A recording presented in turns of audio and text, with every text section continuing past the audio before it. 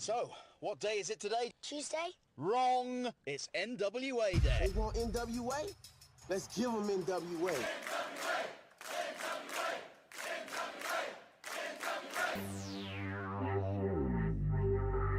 I was thinking that it might be a good idea if you and I formed an alliance. Let's get ready to rumble! Attention, everyone. Welcome to the greatest wrestling program in the world. Ladies and gentlemen, can I please have your attention?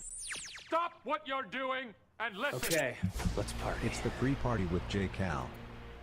What is up, everybody? Welcome to the pre-party, a presentation of Alliance-Wrestling.com, your number one source for NWA news and information.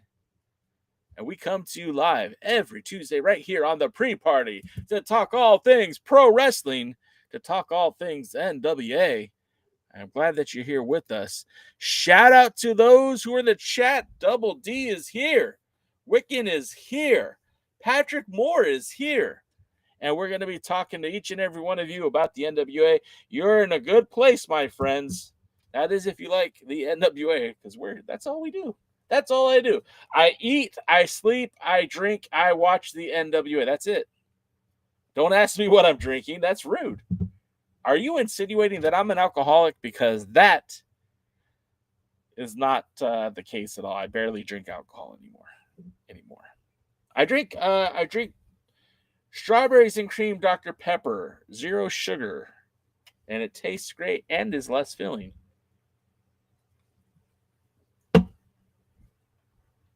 And sometimes I drink Debbie. Debbie's an official sponsor of the Alliance blog. Get your Debbie today. My favorite flavor is the peaches and peach, because I like peach. It's a tasty flavor. Anyways, what's up, everybody? Thanks for hanging out with me today on Tuesday. We're talking wrestling with you guys. Double D says, hey, yo! What's up? Wiccan asks a very interesting question. Wiccan has always the best questions. I mean, he's talking a lot of great stuff. You guys missed it if you're just tuning in. He had a lot of good questions earlier on the pre-party. But this one is, in your opinion, what NWA championship didn't get the flowers they deserve? Now, Wiccan, I'm going to ask for clarification, because are you talking about a championship title, or are you talking about a specific champion? Because I think I might have an answer for both. So I want your clarification. And we're going to take what Patrick Moore has to say. Patrick Moore says there's one thing that was kind of weird, is that Damage is managed by Aaron Stevens in the NWA, but in TSW he was with Professor P. They need to explain why he has two managers. Well, that's the thing, Patrick Moore. You have to stop thinking of the NWA as one promotion and really think of it as multiple promotions. The NWA is, Billy Corgan's NWA is power, pure and simple, and everything outside of power is kind of like its own thing. So when you're watching NWA in Texas, although they still have those NWA letters and they still recognize the same champions, it is not universally connected to what they're doing on Power. They're two different animals. And I know that's hard to wrap your head around. It's kind of like when you grew up watching Marvel movies in their late 90s, early 2000s. Yes, Spider-Man had his own movies directed by Sam Raimi, right? And you had the X-Men movies that were, I think Bryan Singer directed those.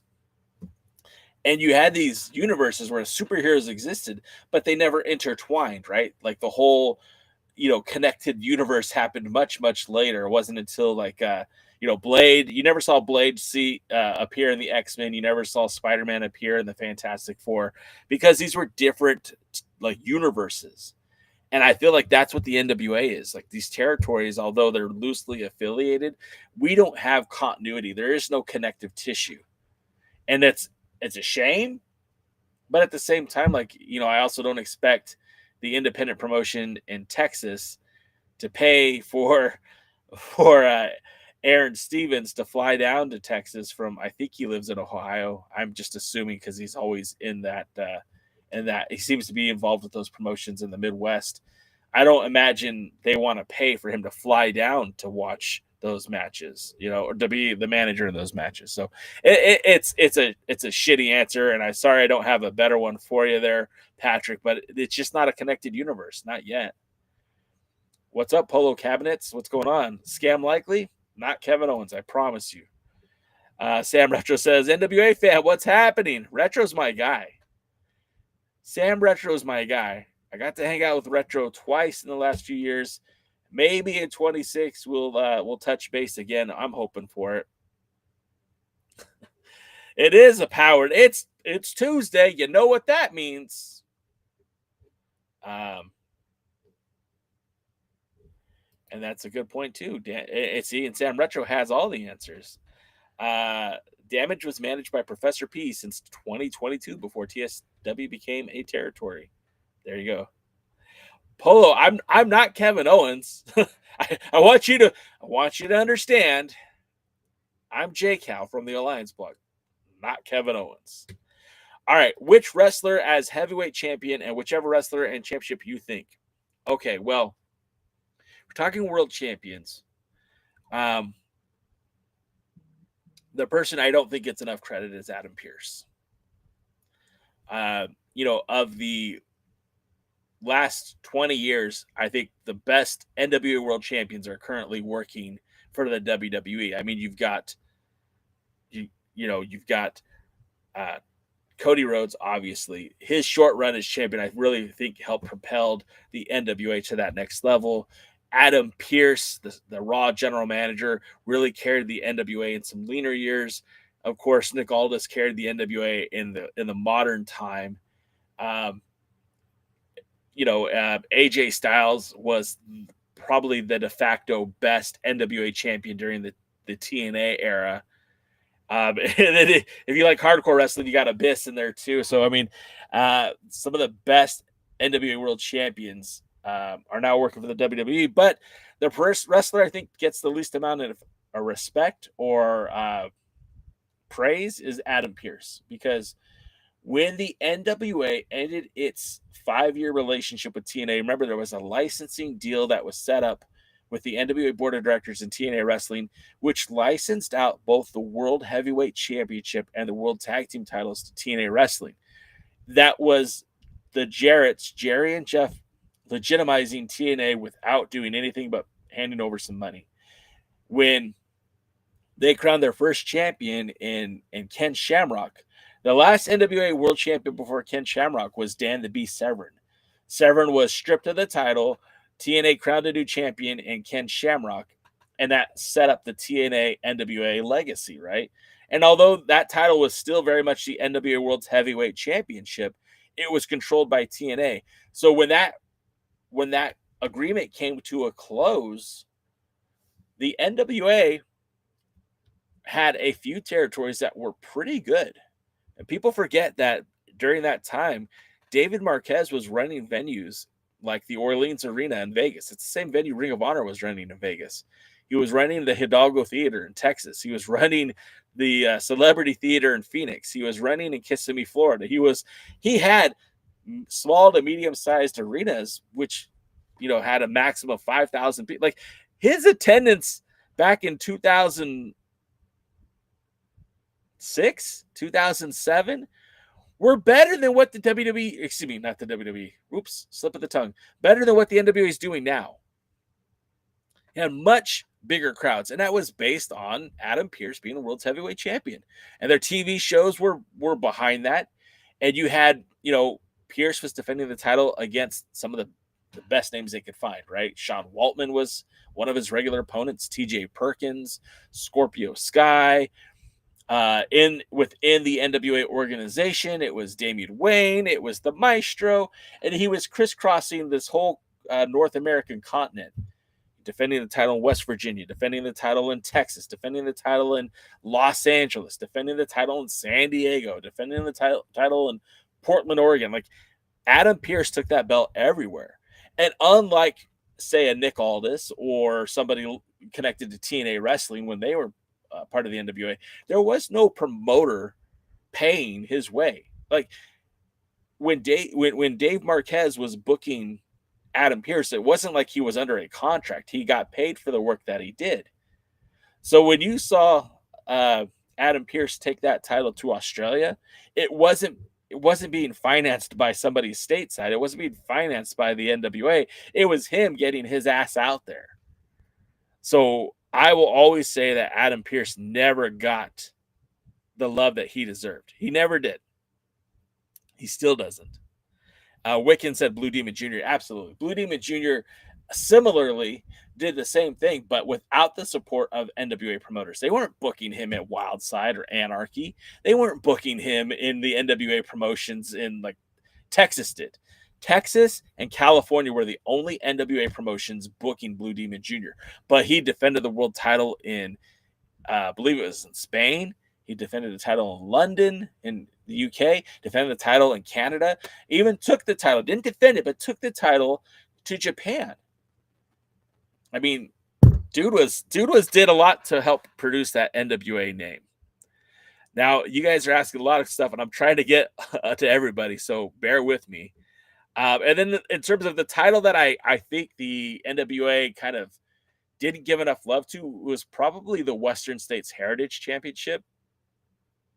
It was short-lived when it was a part of the Jim Crockett Promotions.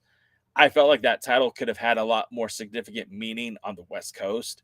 And then, of course, in the modern day, they brought the title back. Jeff Jarrett was like the second champion, and I can't remember the original champion's name, but they were doing something interesting with that title. Vendetta Pro Wrestling had a lot of cool things that they were trying to do with that Western States Heritage Championship. It just never really materialized, right? But that title, I think, could have been like very, very cool had the NWA been around for a little bit. What's up, Keith? How are you doing? Good to see you, brother. Albert, what's up? Good to see you as well. Let's see. Then Devin, I'm going to read your guys' comments. Double D says, in my opinion, I say the Junior Heavyweight Championship, the only American company other than MLW with a true light heavyweight division, needs to be displayed more. I agree with that. I like that, Double D. I wish the Junior Heavyweight title did get a little bit more props within the pro wrestling circle. And I don't know if I put that on Alex Taylor or if I put that on the NWA. I mean, Alex Taylor can only wrestle the guys in front of him, right? He can only wrestle the matches that are getting booked for him. So if he's not getting these opportunities, I can't blame him. I have to blame his boss. I have to blame Billy. Steve G said Nick Aldis. I think Nick Aldis gets a ton of credit. And like, okay, let's pull back the sheet a little bit. You guys know I'm not the biggest Nick Aldis fan. Him and I don't really see eye to eye on things. His first run as World's Heavyweight Champion might have been the greatest run as World's Heavyweight Champion in NWA history. Like, look, he took the title to the UK, Australia, Canada, China. Was the first NWA World Heavyweight Championship match defended in mainland China, and unofficially main evented All In, the first independent pay-per-view that drew a big gate for what would become the All Elite Wrestling. That match with him and Cody had more emotion, more energy than any of the other matches from All In, and that should have been the main event. And I don't think anyone says, oh, Nick Aldis is overrated. No, Nick Aldis, I think, is exactly rated where he should be. Like, he gets a lot of love. Maybe a little bit too much if you ask me, but for most fans, I think he gets exactly what he deserves. Yes, the 78. Yeah! Let's do it. I hope it's somewhere cool. I either want it to be in the Carolinas, right? Or let's go somewhere I've never been before. I don't want to go back to Philly. I don't want to go to St. Louis. Like, let's go to Atlanta. Like, I've been there before, but let's go to Atlanta. That'd be fun. Or the Carolinas. Or, I don't know, somewhere different. Florida? I'm all right with that. Not Tampa, though. Tampa's gross. Just kidding. I've never been to Tampa. Cody Rhodes is the reason I'm in the stream right now. Cody was my first modern day champion. Yeah, absolutely. And Double D, I'm not saying you're the only one, because a lot of people think that Cody was overrated. No. Remember, before there was a Power, the NWA did the 10 pounds of gold series. While that was happening, a group of wrestlers that would eventually become AEW had the Being the Elite podcast or whatever they called it. And I feel like the push to get Cody Rhodes into that match with Nick Aldis for the NWA World title, I really feel like that pushed the NWA to the next level. That's why we have Power today. Otherwise, we might not even have Power right now. I got into those NWA Legend shows because of the Pierce era. Absolutely. We did talk about Demon, but yeah, Demon doesn't get the love he deserved either. In the original pre-Corgan NWA, were those members or licenses ever connected by a continuity in the NWA then? No, I mean, not at all. So during Adam Pearce's first run as World's Heavyweight Champion, he did have a manager. That manager accompanied him to all of his matches that Dave Marquez promoted. But when Adam Pearce was in West Virginia wrestling the Stro, either he had a throwaway manager for the night or he went without a manager. They were never really connected in that way. And very rarely did you hear the Hollywood television show talking about Adam Pearce wrestling the Maestro of Wrestling or wrestling Damian Wayne or wrestling, in Australia. I mean, they might reference the location, but they would never get into details about the promotion or the opponents or anything like that. Patrick Moore said, why didn't TNA use Dan Severn? I think the first reason is I don't know that they even ever tried. Dan Severn was willing to work with them. At least that's what he said. He took the title, essentially what it felt like, and I can't tell you the exact everything, right? Because I've never interviewed Dan Severn, and I've never gotten a straight answer from guys like Dave Marquez or any of the NWA promoters that I've spoken to over the years. But it felt like they literally, Hashimoto had the title. Shinya Hashimoto had beaten Steve Corino to win that title. And Severn already had his like 5-year reign as champion, right? Like that was already done. And Hashimoto was in Japan and was challenged from Dan Severn. Dan Severn wins the title. And I don't even know if he ever got to defend it. And then it was stripped of the title right before they first started doing the TNA pay-per-views. And I think they said there was a scheduling issue, but in reality, I just don't think they wanted to work with Severn. They wanted Ken Shamrock. And what's crazy to me is a Ken Shamrock versus Dan Severn in like 2002, 2001 would have been huge. And I don't know why they didn't try to make that happen, because that would have had UFC fans excited. Guys from the WWE would have been interested because you had Severn who had worked in the WWE. You had Shamrock working WWE. Like that would have been a pretty big moment. And you would have had this blend of MMA meets pro wrestling. And they never really did that Shamrock versus Severn match. Like a wrestling match. Sure, they fought in the octagon, but different. NWA TNA was the NWA I knew originally. Yeah. And Sam, you're not alone in that. But like for some of us, like I was excited about the whole TNA run, right? Like I was like, hell yeah, let's go. I feel like it was kind of cool when the WWE had their NWA Invasion, which eventually brought Dan Severn to the company. But, that was also like a very, very, which is funny because they still wrestled in 2020 or 2019, the Rock and Roll Express, right? They used them, which at that time they were a little past their expiration date. And you also had, Barry Windham, who again was probably past his prime.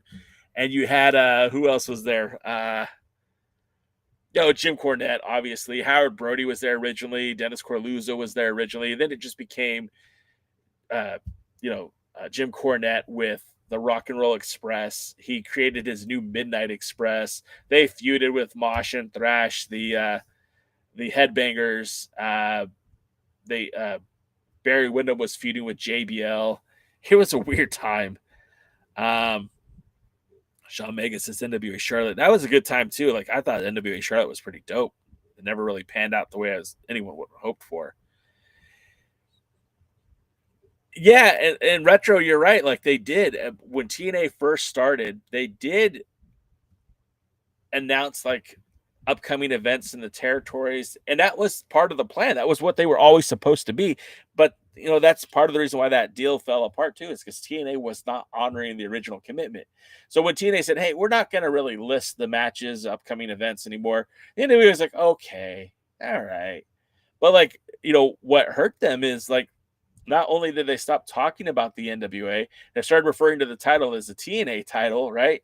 And then they were putting the belt on wrestlers that the NWA didn't approve. Like they didn't ever approve Christian to hold the 10 pounds of gold. They didn't approve for Sting to hold the 10 pounds of gold. And it's not that Sting or Christian were bad choices, but they were priced out of the NWA market. The regular territories could not afford Sting. And like, let's be honest, like most wrestling promotions can't afford Sting. And Christian Cage was a high price too. Christian Cage wasn't coming to NWA Southwest. Sting wasn't working the NWA territories.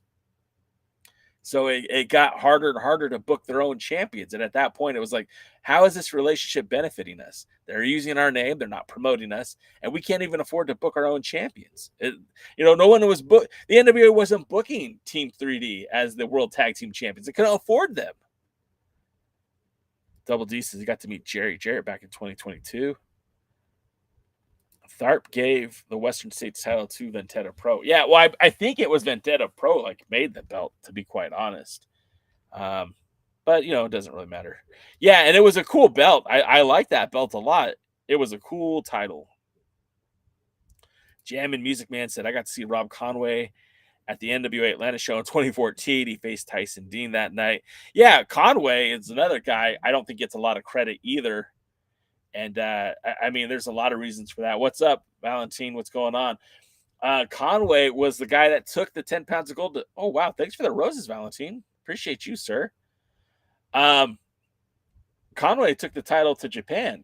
Conway was the wrestler that New Japan said, yeah, bring us that guy. We will work with him. Remember, like New Japan got to pick and choose who they were going to work with the NWA. Bruce Tharp was trying to get this whole agreement to do an NWA New Japan relationship, and it will survive for a little bit. But like the world champion before Rob Conway was Tokyo Monster Kahagas, and they did not want to use Kahagas. They needed to put the belt on a name who had some notoriety, a guy who was from the WWE, and they had options. They had a lot of options. They ended up going with Rob Conway because he had the most value and felt like he could contribute the most to the NWA at that time. And New Japan Pro Wrestling. Because you're a ham sandwich. I know what that's about, Double D. Look, man, we never hated on that, right? We recognize. Game recognizes game. Ham sandwich jabroni all you want. Noob is in the chat. What's up, Noob? You mean after 1990 history? I'm not sure what I even said, Sean. So yeah, probably. Wiccan says, I like Aldis as NWA champion because he dressed like an old school champion in the 3-piece suit and the way he executed the whole gimmick he was doing. Yeah, there was a lot to like about Nick Aldis. I want to make it clear that Nick Aldis' first run as world champion was chef's kiss. No disagreement about that. It was what spoiled me on Nick Aldis was how he responded to COVID. And I know this is kind of like, you do or you don't, you're kind of damned if you do, you're damned if you don't. But Aldis was one of the few wrestlers that took a knee during COVID. And I get it because it was a very scary time. He had a young child at home. Mickie James was at home. But you had Thunder Rosa defending her NWA Women's title continuously. Like, yeah, her booking slowed down, but she never stopped. And even to another extent, you had like Trevor Murdoch, who won the NWA national title during the Primetime Live series. He was still defending that title in Texas. Like he showed up for, I can't remember the name of the program now, but there was that short-lived wrestling promotion based out of Texas. I think that's essentially what NWA Texas is now. What's up, Mia? And Nick Aldis was taking a knee. And I always thought that was so bizarre because he was the guy that was carrying the banner for the NWA. He was the guy. And he wasn't defending that title on TV. Thank you so much, Mia. I appreciate that. That's awesome. Wow. So the fact that he wasn't defending the title kind of sullied him for me. And I was very, I've been doing this podcast for a long time. He knew how I felt. He said what he said. I said what I said. And that's kind of how we went from being okay with one another to not okay. I mean, I was in China with that guy. Like, we went out one night, not just me and him, but the whole group. We all hung out in China, drank beers together, ate food. And now King Sean Omega says you can't blame Nick. And I guess, look, to a degree you can't. But there were several times where the NWA had potential suitors for that title. Like, look, Nick Aldis, and I'm glad it didn't happen, but Nick Aldis was supposed to lose that title to Marty Scurll. It was supposed to happen at Crockett Cup 2020. Crockett Cup 2020 didn't happen, but if you guys remember, the stipulations were set. Like, it was all like, yes, he's going to lose that title, and because it didn't happen, he held on to the title. And then Eddie Kingston was supposed to take the title off of Nick Aldis. It was supposed to happen at the first Primetime Live episode, but then what happened? Well, Nick, our pal Eddie Kingston got signed to AEW. Cody saw his promo, was like, this guy's fire, bring him on. And so Nick Aldis was supposed to lose to Eddie Kingston. Yeah, these are booking decisions. I was there, I heard. You can't tell me nothing. I was there, I heard. You can't tell me nothing. And then when that didn't play out, that's when they brought in Mike Bennett. And Mike Bennett was great, had a great match. It was an awesome match. He wasn't supposed to beat Nick for the title. He was never supposed to be in that spot. They used him because he was a good wrestler, but he was never supposed to win that title. And they were working on getting other people title matches, but he did not want to do that. And that's okay. That's okay. But I feel like had they taken the belt off of Nick, that whoever won the title would have been defending. If Eddie Kingston had that title, he would have been defending that title. Thank God Marty Scurll didn't win that title. And all the while, you had LA Knight, Eli Drake just sitting there.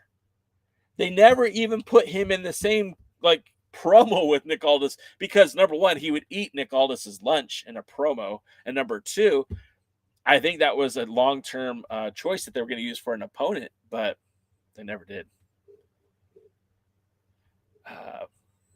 Bill Barron said Dan knew the date way in advance, but he chose to do MMA over NWA. He said that in his NWA Legacy and Tradition DVD. Okay. I have no reason to doubt any of that. I was in that NWA Legacy and Tradition DVD. I watched it. I don't know if that's 100% fact, but I don't know that it's not 100% fact. Yeah, Severn versus Shamrock 3 could have been huge. No, Double D, both Sting and Christian count as former champions. They were TNA champions at the time, but they were NWA World Heavyweight Champions. The belt was just controlled by TNA, but that doesn't negate that they were NWA World Champions. The same thing as Jeff Jarrett, the same thing as Raven or AJ Styles or even Abyss.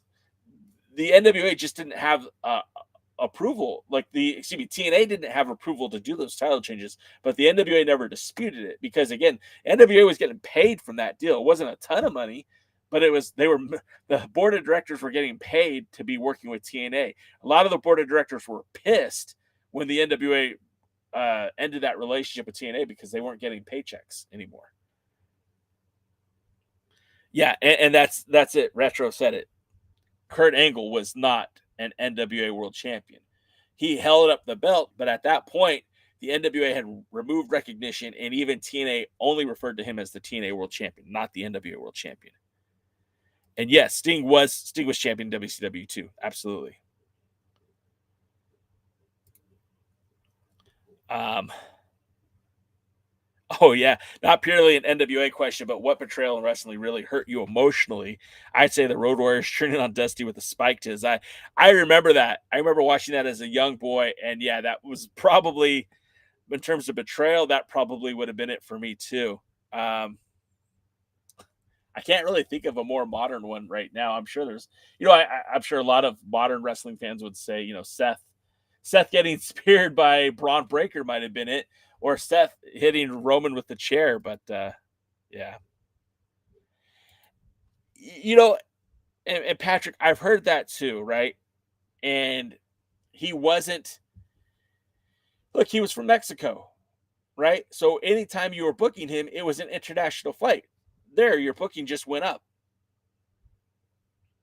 But I also heard from other promoters that would say things like, the NWA isn't a lucha libre company. We don't know how to use a Spanish speaking pro wrestler. Well, Blue Demon could speak enough English to cut a promo, but they would say things like, how am I supposed to book a world champion that doesn't speak English? How am I supposed to book a luchador? And it's like, there's Spanish speaking people all over this country of the United States. I always thought that was a cop out. I don't know if that ever made it to DVD, Jamming Music Man, but the Invasion show from 2013, Sam Retro would know that. And yeah, he just answered it. Yeah, sorry. Okay, I'm a little slow.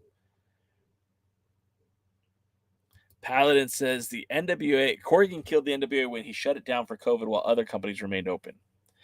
I don't necessarily disagree with that, but I don't necessarily agree with that. A lot of promotions had to close their doors. Like here in Southern California, like it pretty much shut all the wrestling promotions, right? So like even Championship Wrestling from Hollywood shut their doors for a bit. When they opened up the doors, it was heavily regulated. But even at that same time that they were doing wrestling without an audience, so was New Japan Strong. And I always thought like Corgan could have done the same thing. Corgan could have found a building somewhere. I mean, the guy is a millionaire. He could have, I know he's not a billionaire, but he's a millionaire. And you're telling me he couldn't afford to find a building in Tennessee, like a warehouse somewhere that they could have, had some doctors on site, record a bunch of matches in a 2 or 3 day period without an audience, and made sure to follow COVID protocols and keep people housed for a few days, and could have produced a ton of wrestling at that time without an audience. It didn't happen, but there's no reason why it couldn't have happened. And I think had it happened, I think the NWA would be in a more favorable position than it was. But again, hindsight's 2020. And you have to remember too, the NWA is not WWE. It is not AEW, and they did not have special like privilege like those two companies did. Those two companies like employ thousands of people. The NWA employed like 20 people. All right, Willie Bowen's got a joke for us, guys, and here we go. Here it is. Hi, J. Cal. 3 things that Tyrus hates: losing the 10 pounds of gold, an empty refrigerator, no toilet paper on the roll in the bathroom. Now, I gotta look, Willie, I don't normally take up for Tyrus, but I don't like an empty refrigerator, and I don't like not having toilet paper in the bathroom either. I think I could agree with him on that. Double D, that's beautifully perfect. You said it perfectly. WWE wouldn't have kept Roman as champion during COVID if he wasn't competing. The NWA shouldn't have allowed it for Aldis. Yes. And like we celebrate Aldis for having this title, like the 10th longest reigning NWA world champion or some bullshit. And it's like, nah, I'm going to call a spade here and say, nah, bro took a knee. He wasn't defending the title. So why does he get the accolades? Like there was also like Jazz, like they basically like paused her title reign for most of the Lightning One era. Like when they bought the NWA, they froze all the titles and then continued to recognize Jazz as world champion. But she didn't hold that title that long. There was a tag team called the Skull Crushers in the NWA. Now, the Skull Crushers were a very dominant tag team.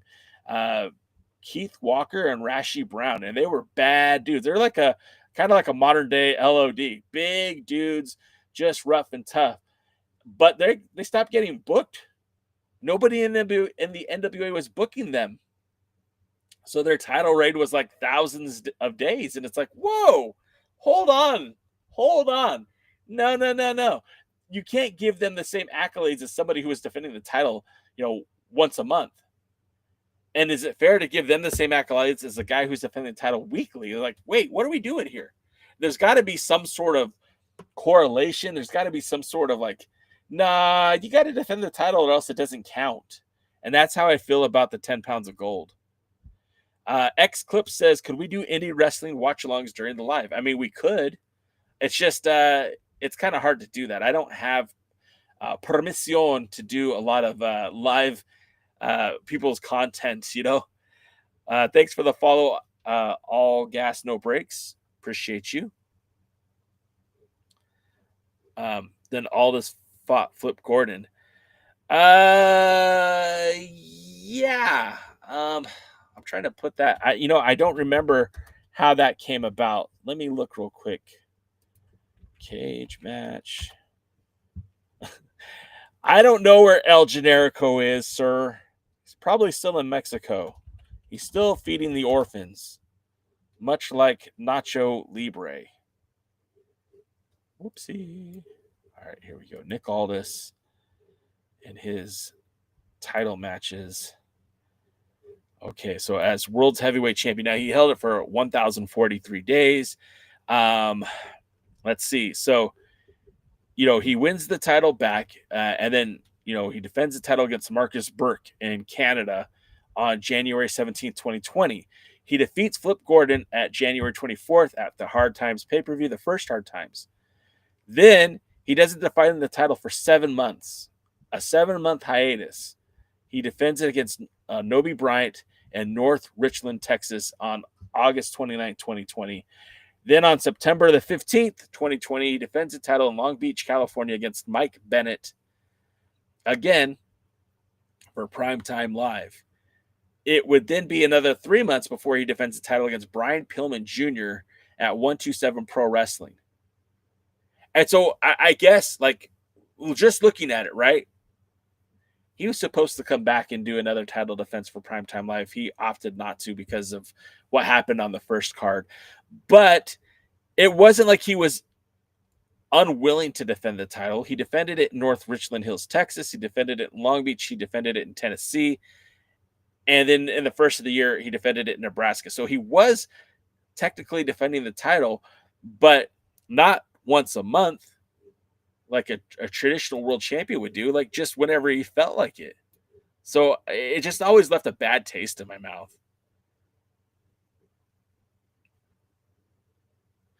A Paladin, I do know that. A lot of wrestlers did in that time. And, you got to pay your bills somehow. Willie, I did read your joke.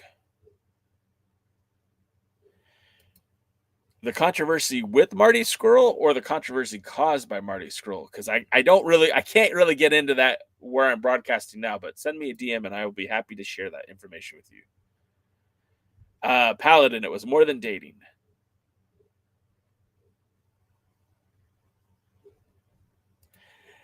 I was in that, look, I don't normally brag about anything that I've done in pro wrestling. I've been very fortunate to have been featured in the 10 Pounds of Gold series. I was featured in the Adam Pearce 7 Levels of Hate DVD. That was very cool. Even some of my wife's photos and the website, the Alliance-Wrestling, was acknowledged in that. But I feel like I played a big part in the history and tradition of the NWA for my video that was shot professionally by, big time movie director too. Alex Misery's watching, and that's a little, Alex Misery. I live in Bismarck, North Dakota. It's been stated by people from TNA they had no interest in Dan Severn, and that's what I've heard. Yeah, Paladin, it's raining out here. Yeah, and that's it too, Patrick. Nobody wanted to play ball with the territories. Now, Dave Marquez, like as much crap as he talked about those territory shows, that's also where he found a lot of talent. Dave Marquez was able to be introduced to Finn Balor, Fergal Devitt, Carl the Machine Gun Anderson, aka Too Bad Chad Allegra, Chance Prophet, Damian Wayne. All of these guys had been booked by Adam Pierce, or excuse me, by Dave Marquez, and Drew Onyx, and all of those guys had spent some significant time here in Southern California with then NWA Pro Wrestling, now Championship Wrestling from Hollywood. So yeah, they were kind of rough, but at the same time, yeah. Would you technically be able to do Wrestling Evolution watch-alongs? That's a great question. I would have to talk. I'd have to talk to Tim about that, but maybe. I want to see an NWA Texas Invasion show. Yeah, those are pretty cool. They look, that whole event was pretty cool. ROH went broke because of COVID. Yep. They kept paying their talent when a lot of companies weren't doing that. And so like they died on that sword of being a good company to work for, but it was a bad business decision. Sinclair had to pull the plug. Both WWE and AEW moved to states that remained open. Corgan could have moved his show. He has said in interviews that he wanted to close for the safety of the talent. Yeah, I mean, like, look, there's and Paladin. You're also talking about in hindsight. You know, hindsight's 2020. There were people who thought this COVID would never go away. Some people thought it would change how we watch wrestling. And there's a lot of people that didn't anticipate WrestleMania being back at a football arena, let alone going to Saudi Arabia, because they never thought we would have people in attendance again.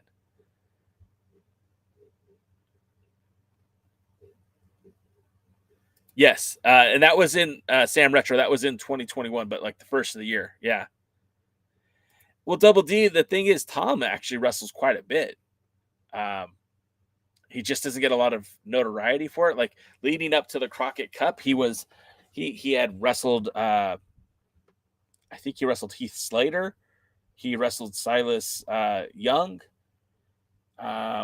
He was in. He'd actually made a couple of matches, and then he wrestled in the NWA had a non-televised event in Sacramento where he defended against both Kratos one night, and I think the next night was shoot, I don't remember who he faced the second night, but those results you can find on Cage Match. And then, you know, he was at Riot Fest. He defended, but there's no like record of those matches because they were non-televised.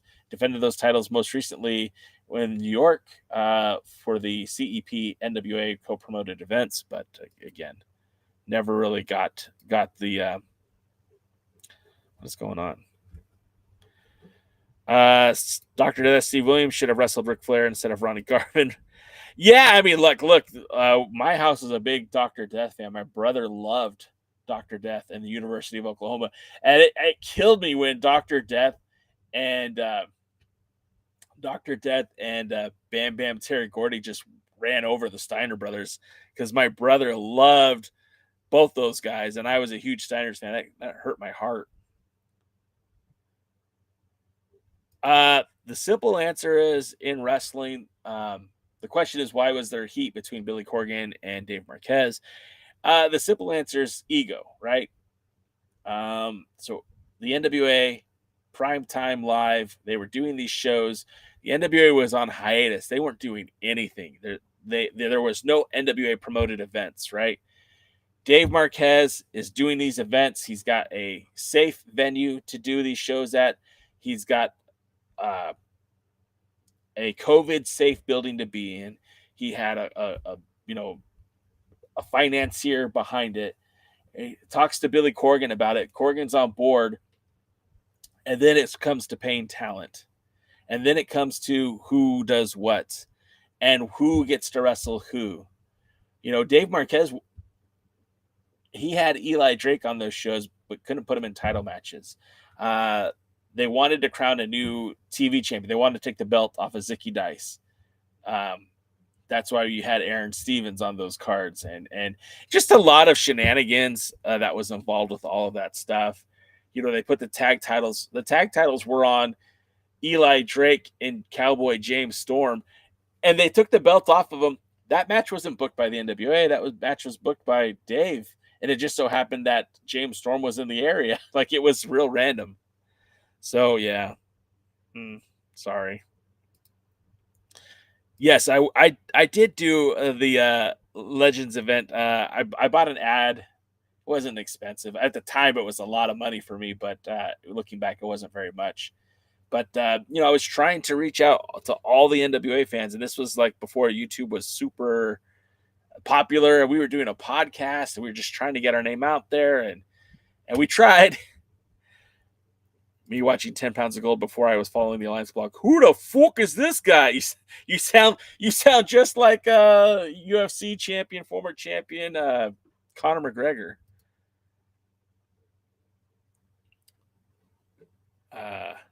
Let's see. Noob says, is everyone excited about Markova versus Shotzi at Saw When? I mean, yeah, man. I'm almost as excited about that match as I am about the Hex challenging TVMA. That's phenomenal. Yeah, Paladin. Same here. I get you. Billy is hard to do business with. You had to follow out with AEW. Well, okay, so in wrestling, in all of pro wrestling, everything comes down to ego. Everything comes down to ego. And look, Dave Marquez, even though he's a cool dude, he's always been cool to me, he's got ego. Everybody has an ego. And so everyone thinks they're doing it the right way. Everyone thinks that they know best. But Billy had the money. And Billy was like, I'm not paying for this. I'm paying for this. I'm not paying for this. I'm paying for this. That's hard to work with. And you have to think about it from multiple perspectives, right? Primetime Live was a United Wrestling Network event. Now, they had co-opted the NWA. This was supposed to be produced by both companies. The NWA didn't help produce the event. And then later, you would see those matches that were filmed for Primetime Live end up on the NWA YouTube channel, right? As what did they call it? They did a PLE last year, SLE, with the same name, but like Lightning or something like that. I don't know. Anyways, they took that footage and put on their own YouTube channel and rebranded it as their own thing when it was Primetime Live. Dave Marquez had to pay to get that show produced. Dave Marquez had to pay to produce these events. And it was just like, what is going on? And that was crazy. The whole thing was crazy. Thank you, Tiffany. Thanks for hanging out. Yeah, so it is what it is. Getting to more of the comments over here. TK paid more than half the talent to work in Power. If it wasn't for him, there would not have been a show. Oh, thank you, Tiffany. Appreciate you. Wow. Thank you so much. Deonna Purrazzo was Impact Knockouts champion. Yeah, Purrazzo, yeah. Thank you, Tiffany. I appreciate that. Thank you so much. It's totally unnecessary, but thank you. You're so kind. Thank you.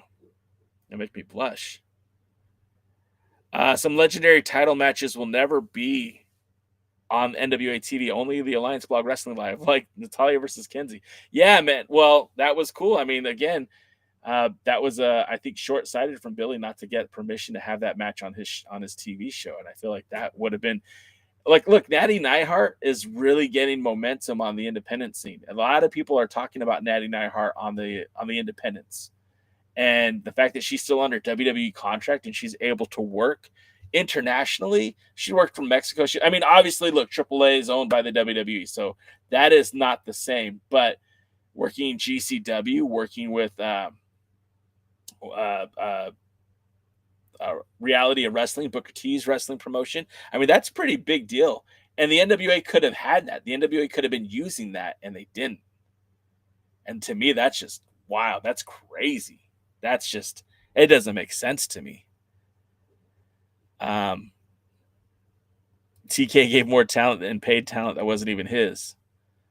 I'm not entirely sure about all that. What's up? What's up, Uncle Matt? Tiffany, wow, thank you so much. That was awesome. Thank you. That's cool, Matt. I'm glad you're having dinner and hanging out with the Alliance blog. We're just talking some wrestling. Right now, it seems like we're talking about AEW's involvement with the NWA during the Empowered back in, what was that? Around, oh gosh, that was like 3 years ago. 2019? Let's see. Didn't Natalia Markova wrestle on AEW Dark before she came to the NWA? Yeah, I think so. Markova's been around. Like, she's spent a lot of time in AEW as well. On Dark, yeah. And a lot of talent did. A lot of women were working Dark. Like even Kenzie Page worked a few episodes of Dark. That's true, Paladin. And that's the thing. Like, I feel like yeah, and that's getting back to like ownership and Billy and all that. Like, who's to say, man? But at the end of the day, like, you have to. I think it's crazy that first of all, AEW should have been thanked. AEW should have, like, Tony should have been invited to the show, and he should have put over Tony Khan. He should have put over AEW. They should have put over what was happening over there. Uncle Matt, you sure could see Wesley come to the NWA. I'm not holding my breath for it. Yeah, Chelsea Green was there. A lot of great talents were. It was pretty crazy. Yeah. And Dark, I feel like Dark was so ahead of its time, and I wish they still did Dark. Like, look, if your boy Jay was in control of the world and I could do whatever I want later, Andy, thanks for hanging out. If I was able to do whatever I wanted with pro wrestling, I would have used Dark as look, this is J Cal. J Cal has Tony Khan's money. J Cal can do whatever he wants. I'm buying Pro Wrestling Guerrilla. I'm calling up Super Dragon and said, hey, man, whatever it takes, I'm either licensing the name or straight out buying it from you. How many zeros do you need in that check?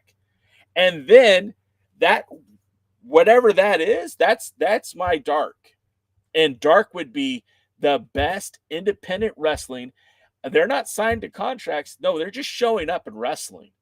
And we do it once a week, and we film it in Los Angeles at the Globe Theater, because I'm buying that too. And that is where we're doing every PWG event every week. That's how I would have done it. And I would have never bought Ring of Honor. Ring of Honor is cool. Excuse me. ROH is cool. Oh my God. Ring of Honor was cool, but like, what did Ring of Honor get?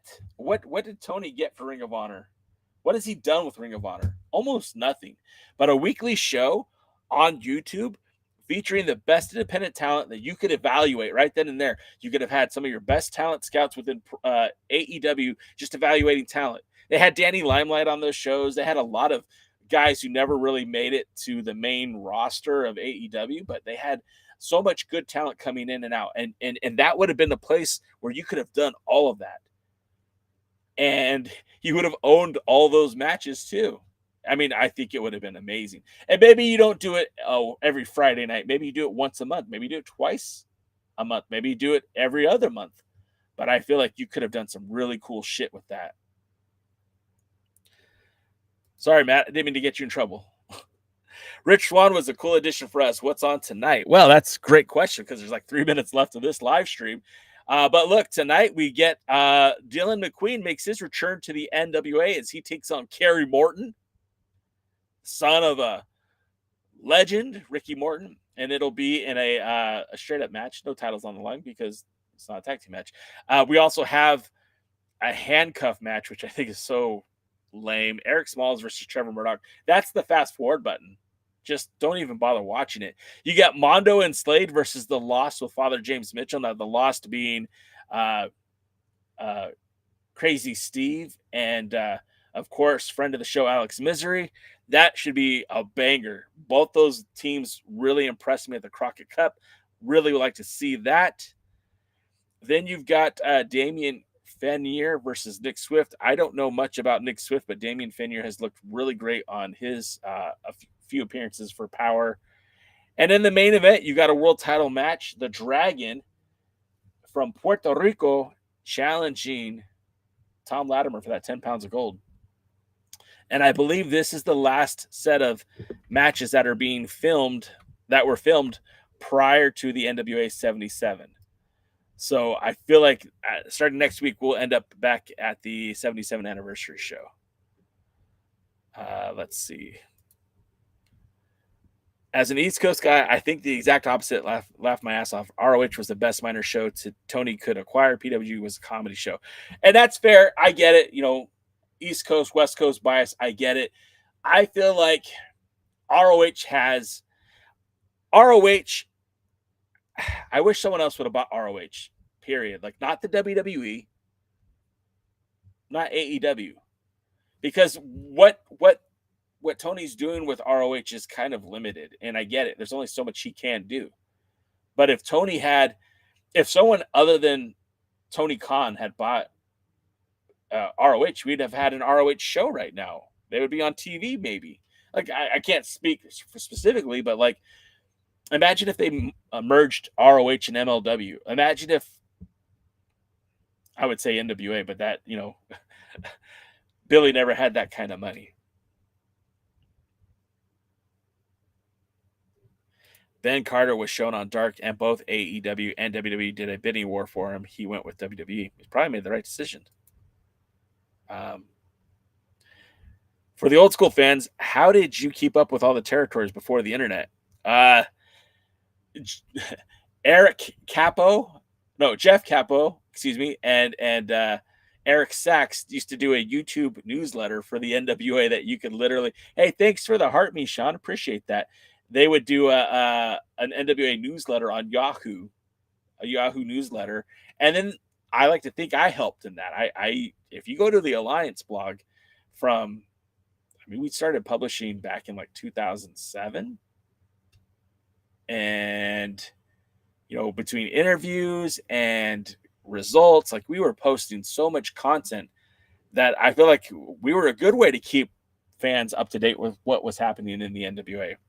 And it was hard, man. It wasn't easy. There wasn't a lot out there, but we did the best we could.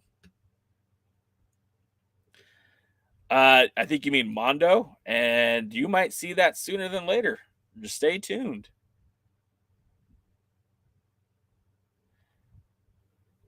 Yeah, and Paladin, I like AEW, and I think AEW is pretty cool, but I don't like what ROH is. I feel like ROH is just, it's nothing. It's a brand that doesn't have any like real, like, they film shows before Dynamite and yeah, I don't know. I just don't think it's.